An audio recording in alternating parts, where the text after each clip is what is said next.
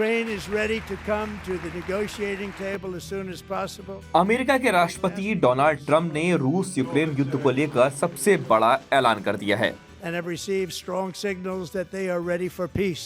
Wouldn't that be beautiful? Wouldn't that be beautiful?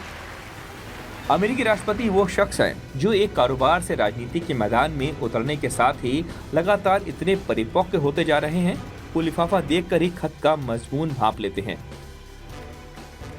लेकिन इस बार उनके हाथ में लिफाफा नहीं बल्कि खुली चिट्ठी आई, जिसकी लाइनें पढ़कर ट्रंप गदगद हो गए।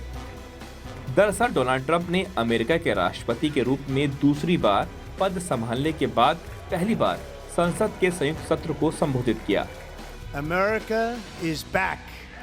पहले तो अपने भाषण में उन्होंने रूस यूक्रेन युद्ध, रेसिप्रोकल टैरिफ और मेक अमेरिका ग्रेट अगेन नीति पर बड़ी बड़ी बातें की। The American dream is unstoppable and our country is on the verge of a comeback. लेकिन फिर इस दौरान क्लाइमैक्स तब आया जब उन्होंने यूक्रेन के राष्ट्रपति ज़ेलेंस्की की चिट्ठी का जिक्र किया। ट्रंप ने यह दावा किया कि ज़ेलेंस्की अब शांति वार्ता के लिए तैयार हैं। ट्रंप के मुताबिक उन्हें ज़ेलेंस्की की ओर से एक पत्र मिला है जिसमें युद्ध को समाप्त करने और शांति वार्ता के लिए सहमति जताई गई है। ट्रंप ने कहा है कि रूस और यूक्रेन के बीच जारी युद्ध अब समाप्त होना चाहिए क्योंकि इसमें बड़ी संख्या में निर्दोष लोगों की जान जा चुकी है। Ukraine is ready to come to the negotiating table as soon as possible to bring lasting peace closer. Nobody wants peace more than the Ukrainians, he said. आपको याद होगा कि कुछ दिन पहले किस तरह से ओवल ऑफिस में ट्रंप, जेडी वांस और ज़ेलेंस्की के बीच तीखी बहस हुई थी।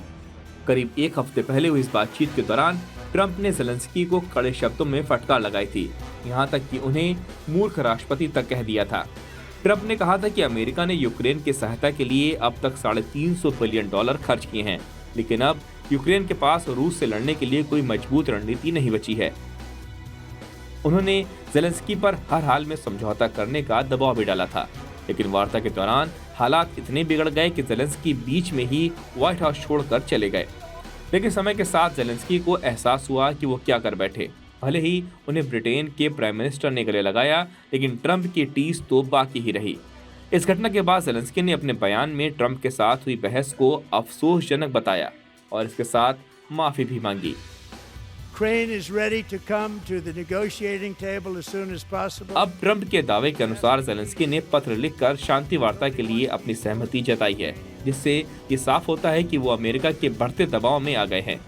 तो ये भी साफ है कि रूस और यूक्रेन के जंग की हैप्पी एंडिंग हो सकती है। And I also have a very good relationship, as you know, with President Putin. And I think if we win, I think we're going to get it resolved very quickly.